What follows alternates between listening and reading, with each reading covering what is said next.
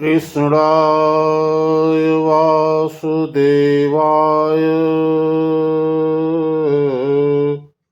हरे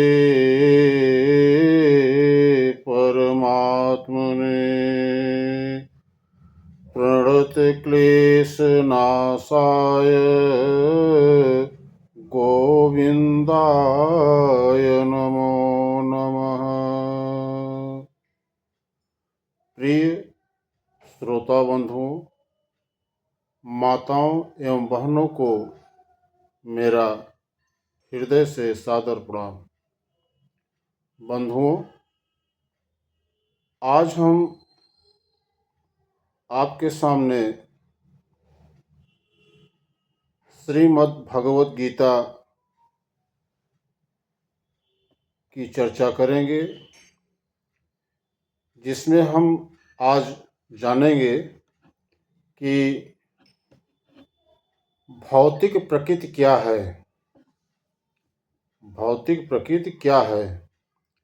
गीता में इसकी भी व्याख्या अपरा प्रकृति के रूप में हुई है।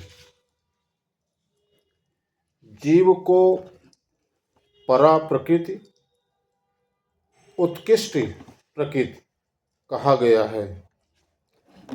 प्रकृति चाहे परा हो या अपरा, लेकिन सदैव नियंत्रण में रहती है। प्रकृति स्त्री स्वरूपा है और वह भगवान द्वारा उसी प्रकार नियंत्रित होती है जिस प्रकार पत्नी अपने पति द्वारा। प्रकृति सदैव अधीन रहती है, उस पर भगवान का प्रभुत्व रहता है, क्योंकि भगवान ही अध्यक्ष हैं।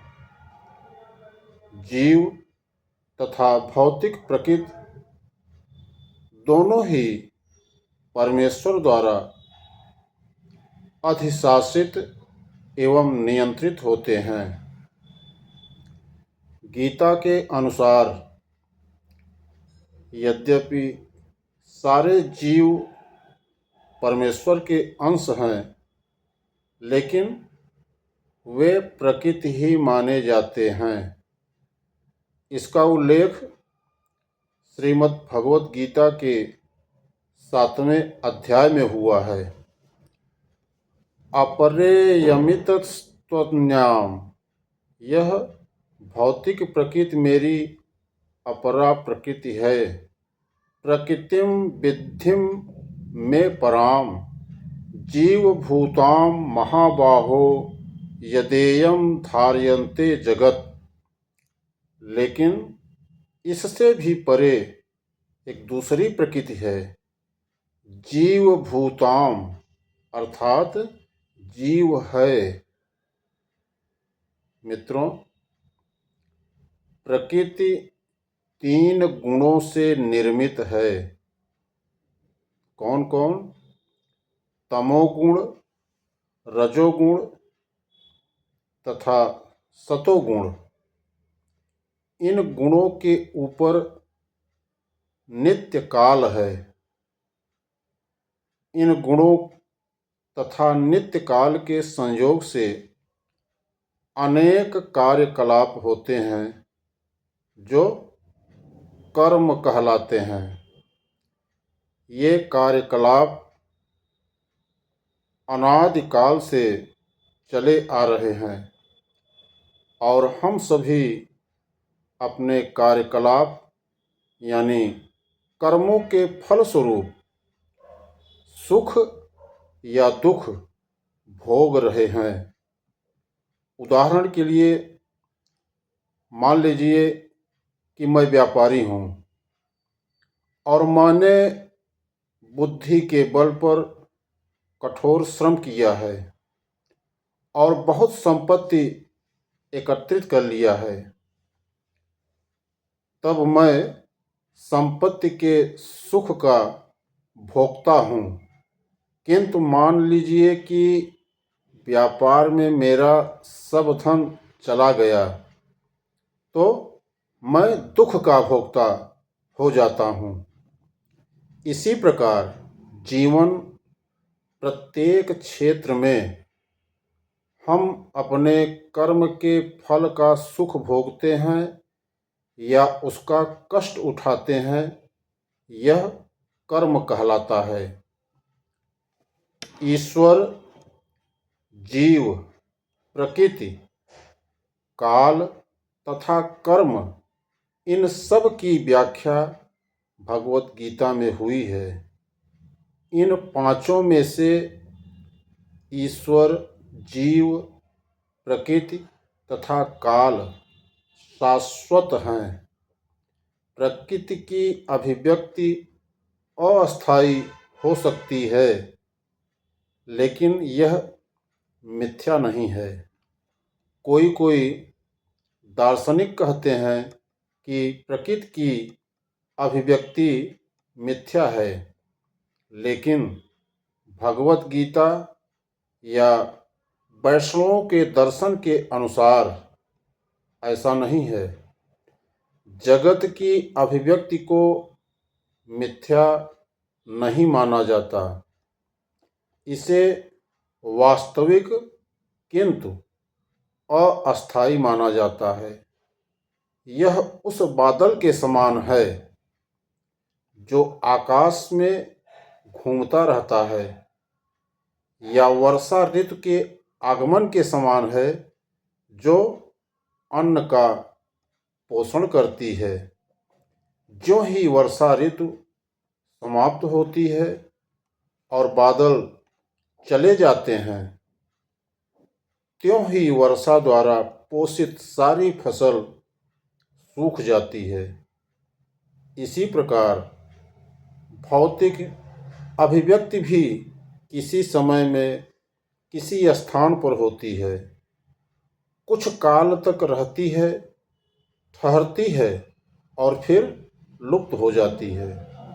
प्रकृति इस रूप में कार्यशील है, लेकिन यह चक्र निरंतर चलता रहता है। इसीलिए प्रकृति शाश्वत है, मिथ्या नहीं है। भगवान इसे मेरी प्रकृति कहते हैं। यह भौतिक प्रकृति परमेश्वर की भिन्ना शक्ति है। इसी प्रकार जीव भी परमेश्वर की शक्ति है, किंतु वे विलग नहीं हैं, बल्कि भगवान से नित्य संबद्ध हैं। इस तरह भगवान, जीव, प्रकृति तथा काल, ये सब परस्पर संबद्ध हैं और सभी शाश्वत हैं। लेकिन कर्म शाश्वत नहीं है। हाँ, कर्म के फल अत्यंत पुराने हो सकते हैं। हम अनादि काल से अपने शुभ अशुभ कर्म फलों को भोग रहे हैं, किंतु साथ ही हम अपने कर्मों के फल को बदल भी सकते हैं, और यह परिवर्तन हमारे ज्ञान की पूर्णता पर निर्भर करता है। मित्रों, हम विविध प्रकार के कर्मों में व्यस्त रहते हैं। निसंदेह हम यह नहीं जानते कि किस प्रकार के कर्म करने से हम कर्मफल से मुक्ति प्राप्त कर सकते हैं, लेकिन भगवत गीता में इसका भी वर्णन हुआ है। ईश्वर यानी परम ईश्वर परम चेतना स्वरूप है। जीव भी ईश्वर का अंश होने के कारण चेतन है। जीव तथा भौतिक प्रकृति दोनों को प्रकृति बताया गया है, यानी वे परमेश्वर की शक्ति हैं, किंतु इन दोनों में से केवल जीव चेतन है, दूसरी प्रकृति चेतन नहीं है, यही अंतर है। किंतु इन दोनों में से केवल जीव चेतन है, दूसरी प्रकृति चेतन नहीं है, यही अंतर है। इसीलिए जीव प्रकृति परा या उत्कृष्ट कहलाती है, क्योंकि जीव भगवान जैसी चेतना से युक्त है, लेकिन भगवान की चेतना परम है। और किसी को यह नहीं कहना चाहिए कि जीव भी परम चेतन है। मित्रों, जीव कभी भी, यहाँ तक कि अपनी सिद्ध अवस्था में भी परम चेतन नहीं हो सकता। और यह सिद्धांत भ्रामक है कि जीव परम चेतन हो सकता है। यह चेतन तो है, लेकिन पूर्ण या परम चेतन नहीं है। मित्रों, जीव तथा ईश्वर का अंतर भगवत गीता के 13वें अध्याय में बताया गया है। 13वें अध्याय में बताया गया है, ईश्वर क्षेत्रज्ञ या चेतन है, जैसा कि जीव भी है, लेकिन जीव केवल अपने शरीर के प्रति सचेत रहता है, जबकि भगवान समस्त शरीरों के प्रति सचेत रहते हैं। क्योंकि वे प्रत्येक जीव के हृदय में वास करने वाले हैं, इसलिए वे जीव विशेष की मानसिक गतिशीलता से परिचित रहते हैं। हमें यह नहीं भूलना चाहिए। यह भी बताया गया है कि परमात्मा प्रत्येक जीव के हृदय में ईश्वर या नियंता के रूप में वास कर रहे हैं। और जैसा जीव चाहता है वैसा करने के लिए जीव को निर्देशित करते रहते हैं। जीव भूल जाता है कि उसे क्या करना है। पहले तो वह किसी एक विधि से कर्म करने का संकल्प करता है, लेकिन फिर वह अपने ही कर्म के पाप पुण्य में फंस जाता है। वह एक शरीर को त्याग कर दूसरा शरीर ग्रहण करता है। जिस प्रकार हम वस्त्र उतारते तथा पहनते रहते हैं, क्योंकि इस प्रकार आत्मा देहांतरण कर जाता है, अतः उसे अपने विगत यानी पूर्व कर्मों का फल भोगना पड़ता है। ये कार्यकलाप तभी बदल सकते हैं जब जीव सतो गुण में स्थित हो और वह यह समझे कि उसे कौन से कर्म करने चाहिए। यदि वह ऐसा करता है तो उसके पूर्व के जो कर्म हैं उसके सारे फल बदल जाते हैं। फलस्वरूप कर्म शाश्वत नहीं है। इसीलिए कहा है कि 5 तत्वों ईश्वर, जीव, प्रकृति, काल तथा कर्म में से 4 शाश्वत हैं। कर्म शाश्वत नहीं है, लेकिन चेतन ईश्वर जीव से इस मामले में समान है। भगवान तथा जीव दोनों की चेतनाएं दिव्य हैं। यह चेतना पदार्थ के संयोग से उत्पन्न नहीं होती, ऐसा सोचना भ्रांतिमूलक है। भगवत गीता इस सिद्धांत को स्वीकार नहीं करती कि चेतना भौतिक संयोग की किन्हीं परिस्थितियों में उत्पन्न होती है। यह चेतना भौतिक परिस्थितियों के आवरण के कारण विकृत रूप से प्रतिबिंबित हो सकती है। जिस प्रकार रंगीन कांच से परावर्तित प्रकाश उसी रंग का प्रतीत होता है, किंतु भगवान की चेतना भौतिकता से प्रभावित नहीं होती। भगवान कहते हैं, मयाध्यक्षेण प्रकृति। जब वे इस भौतिक विश्व में अवतरित होते हैं तो उनकी चेतना पर भौतिक प्रभाव नहीं पड़ता। यदि वे इस तरह प्रभावित होते तो दिव्य विषयों के संबंध में उस तरह बोलने के अधिकारी न होते। जैसा कि भगवत गीता में बोलते हैं, भौतिक कलमश ग्रस्त चेतना से मुक्त हुए बिना कोई दिव्य जगत के विषय में कुछ नहीं कह सकता। अतः भगवान भौतिक दृष्टि से दूषित नहीं है। भगवत गीता तो शिक्षा देती है कि हमें इस कलुषित चेतना को शुद्ध करना है। शुद्ध चेतना होने पर हमारे सारे कर्म ईश्वर की इच्छा अनुसार होंगे और इससे हम सुखी हो सकेंगे। परंतु इसका अर्थ यह भी नहीं है कि हमें अपने सारे कार्य बंद कर देने चाहिए, बल्कि हमें अपने कर्मों को शुद्ध करना चाहिए। और शुद्ध कर्म भक्ति कहलाती है। भक्ति में कर्म सामान्य कर्म प्रतीत होते हैं, लेकिन वे कलुषित नहीं होते। एक अज्ञानी व्यक्ति भक्त को सामान्य व्यक्ति की भांति कर्म करते देखता है, किंतु ऐसा मूर्ख यह नहीं समझता कि भक्त या भगवान के कर्म अशुद्ध चेतना या पदार्थ से कलुषित नहीं होते।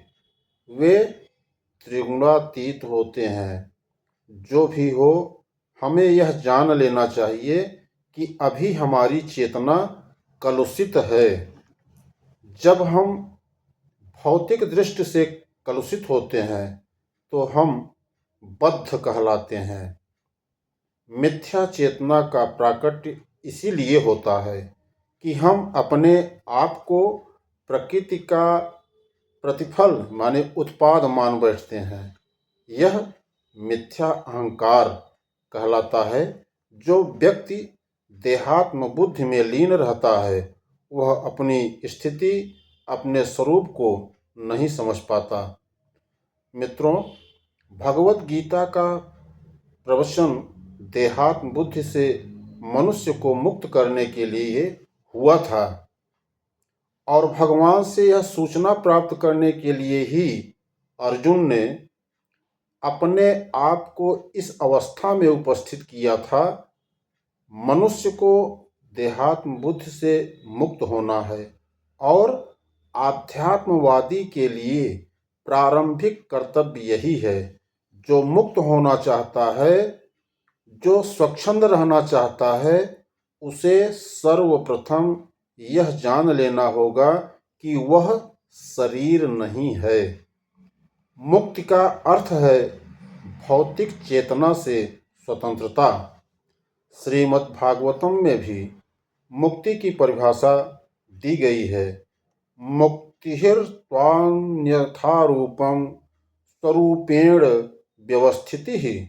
मुक्ति का अर्थ है इस भौतिक जगत की कलुषित चेतना से मुक्त होना और शुद्ध चेतना में स्थित हो जाना।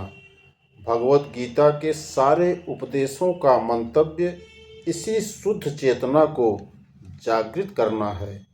इसीलिए गीता के अंत में कृष्ण को अर्जुन से प्रश्न करते पाते हैं कि वह विशुद्ध चेतना को प्राप्त हुआ था या नहीं।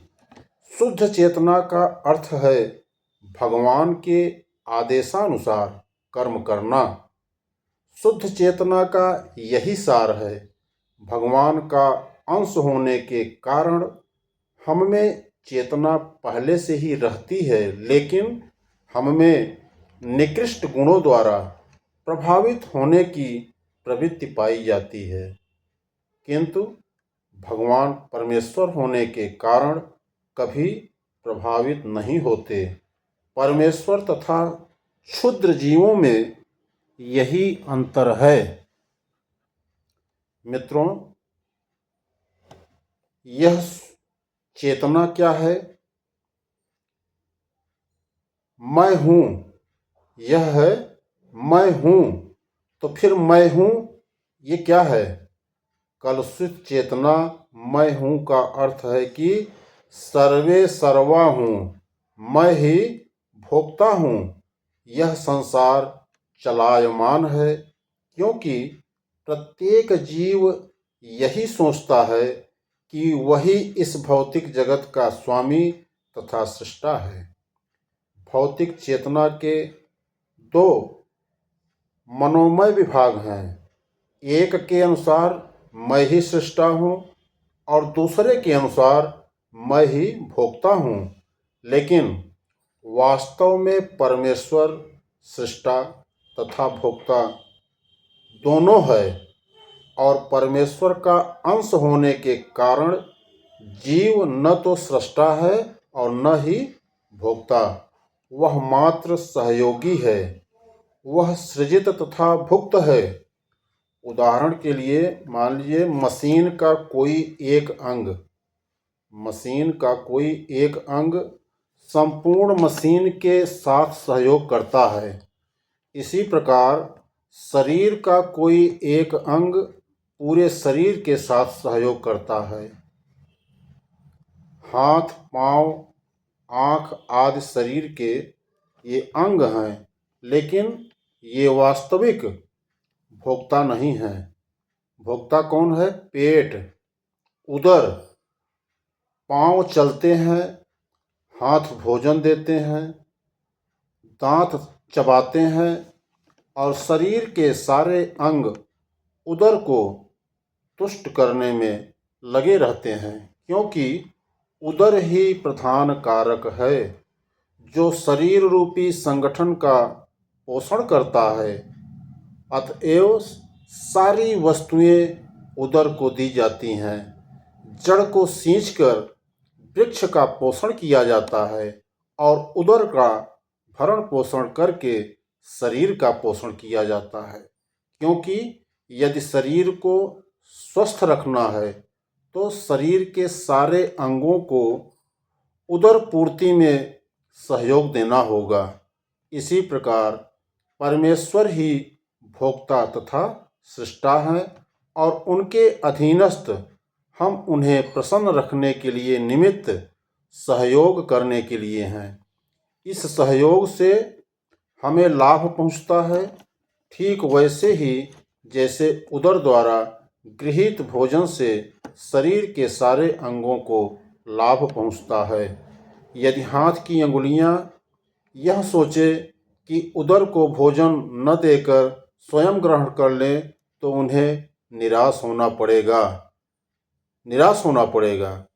सृजन तथा भोग के केंद्र बिंदु परमेश्वर हैं और सारे जीव उनके सहयोगी हैं।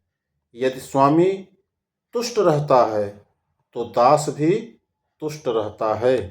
इसी प्रकार परमेश्वर को तुष्ट रखना चाहिए।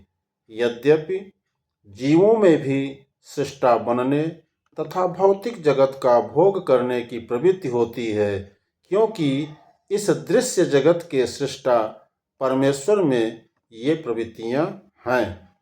अतः भगवत गीता में हम पाएंगे कि भगवान ही पूर्ण हैं, जिनमें परम नियंता नियंत्रित जीव, दृश्य जगत, शाश्वत काल तथा कर्म सन्निहित है।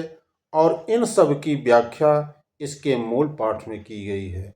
ये सब मिलकर परम पूर्ण का निर्माण करते हैं और यही परम पूर्ण परम ब्रह्म या परम सत्य कहलाता है। यही परम पूर्ण तथा परम सत्य पूर्ण पुरुषोत्तम भगवान श्री कृष्ण हैं। सारी अभिव्यक्तियां उनकी विभिन्न शक्तियों के फल स्वरूप है वे ही पूर्ण हैं। मित्रों, भगवत गीता में यह भी बताया गया है कि ब्रह्म भी पूर्ण परम पुरुष के अधीन है। ब्रह्म सूत्र में ब्रह्म की विशद व्याख्या सूर्य की किरणों के रूप में की गई है। निर्विशेष रूप ब्रह्म भगवान का प्रभामय किरण समूह है। निर्विशेष ब्रह्म पूर्ण ब्रह्म की अपूर्ण अनुभूति है और इसी तरह परमात्मा की धारणा भी है। 15वें अध्याय में यह देखा जाएगा कि भगवान पुरुषोत्तम निर्विशेष ब्रह्म तथा परमात्मा की आंशिक अनुभूति से बढ़कर हैं। भगवान को सच्चिदानंद विग्रह कहा जाता है। ब्रह्म संहिता का शुभारंभ इस प्रकार होता है कि ईश्वरः परमः कृष्णः सच्चिदानंद विग्रह अनादिरादि गोविंदः सर्वकारण कारणम्। गोविंद या कृष्ण सभी कारणों के कारण हैं। वे ही आदि कारण हैं और सतचित तथा आनंद के रूप हैं। निर्विशेष ब्रह्म उनके सत स्वरूप की अनुभूति है।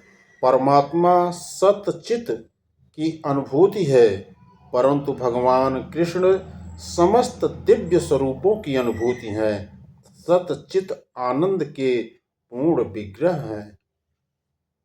बंधुओं, उम्मीद करता हूँ कि आज की ये श्रीमद् भगवद गीता की भूमिका के बारे में जो जानकारी की गई ये आपको अच्छा लगा होगा। अगर वीडियो आपको अच्छी लगी हो तो हमारे इस चैनल को सब्सक्राइब अगर नहीं किए हैं तो सब्सक्राइब कर लें और लाइक करें, कमेंट करें, ताकि आपको इसी प्रकार से ज्ञानवर्धक जानकारी इस वीडियो के माध्यम से मिलती रहे। आप सभी श्रोता बंधुओं को, माताओं एवं बहनों को मेरा हृदय से सादर प्रणाम।